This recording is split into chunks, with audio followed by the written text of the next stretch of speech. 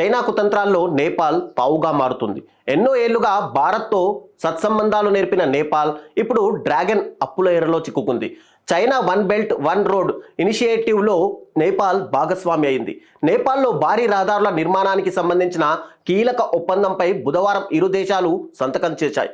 ఈ ప్రాజెక్టుల అమలు విధి విధానాలు ఈ ఒప్పందం ద్వారా ఖరారు చేయనున్నారు. నేపాల్ ప్రధానిగా ఎవరు ఎన్నికైనా తొలిసారి భారత్లో పర్యటించే ఆనవాయితీ ఉంది. కానీ ఈ సాంప్రదాయాన్ని పక్కన పెట్టి నేపాల్ ప్రధాని కేపీ శర్మ ఓలీ చైనా పర్యటనకు వెళ్లారు. సోమవారం నుంచి బీజింగ్లో ఉన్న ఆయన one belt one road project ఒప్పందం ఖరారుపై జిన్పింగ్తో సంప్రదింపులు జరుపుతున్నారు.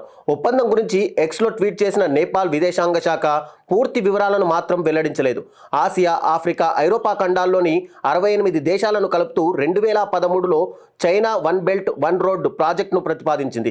ఈ ప్రాజెక్టులో చేరడానికి నేపాల్ 2017లో ప్రాథమికంగా అంగీకరించింది. అయితే అమలుకు సంబంధించి సరైన విధి విధానాలను రూపొందించకపోవడంతో గత 7 ఏళ్లుగా దీనిపై ఎటువంటి పురోగతి లేదు. తాజాగా ఒప్పందం చేసుకోవడంతో ఆ సమస్య పరిష్కారమైనట్టు కనిపిస్తుంది. చైనా చేసుకుంటున్న ఈ అనుమానాస్పద ఒప్పందాల కారణంగానే ఓబీఆర్ ప్రాజెక్టులో చేరడానికి చాలా దేశాలు వెనక్కి తగ్గుతున్నాయి. ఇప్పటికే చైనా అప్పుల ఉచ్చులో కొన్ని దేశాలు చిక్కుకొని విలవిలలాడుతున్నాయి. ఆర్థిక వ్యవస్థ బలహీనంగా ఉండే దేశాలకు చైనా రుణాలను ఎరవేసి ఆ దేశాలను తన చెప్పు చేతల్లోకి తెచ్చుకుంటుందనే ఆరోపణలు కూడా ఉన్నాయి. ఇందుకు శ్రీలంక, పాకిస్తాన్లే ఓ ఉదాహరణ. చైనా ప్రతిపాదించిన ఓబీఆర్ జాతీయ భద్రతా సమస్యలతో కూడుకున్నది. ఈ అంశాన్ని చైనా ఉద్దేశపూర్వకంగానే విస్మరిస్తోంది.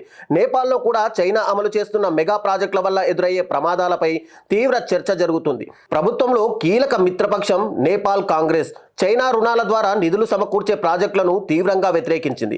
పోఖ్రాలో రెండో అతిపెద్ద ఎయిర్పోర్ట్ నిర్మాణానికి చైనా $200 మిలియన్ పైగా రుణం అందజేసింది. గతేడాది ఈ ఎయిర్పోర్ట్ ప్రారంభం కాగా భారత్ దీనిపై తీవ్ర ఆందోళన వ్యక్తం చేసింది. కానీ అంతర్జాతీయ విమాన సర్వీసులు లేక ఈ విమానాశ్రయం నష్టాలను చవిచూడాల్సి వచ్చింది. కాఠ్మండు నుంచి 120 కిలోమీటర్ల దూరంలో పోఖ్రా ఉంది. పోఖ్రా నుండి విమానంలో 20 నిమిషాల్లో భారత సరిహద్దులకు చేరుకోవచ్చు.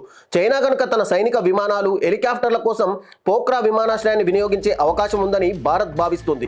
భద్రతా కారణాల దృష్ట్యా భారత్ తన గగనతలాన్ని మూసేసింది. ఎన్నో ఏళ్లుగా భారత్తో స్నేహాన్ని మరిచి చైనాతో చేతులు కలుపుతున్న నేపాల్ వ్యవహారం ఇప్పుడు అంతర్జాతీయంగా చర్చనీయాంశమైంది.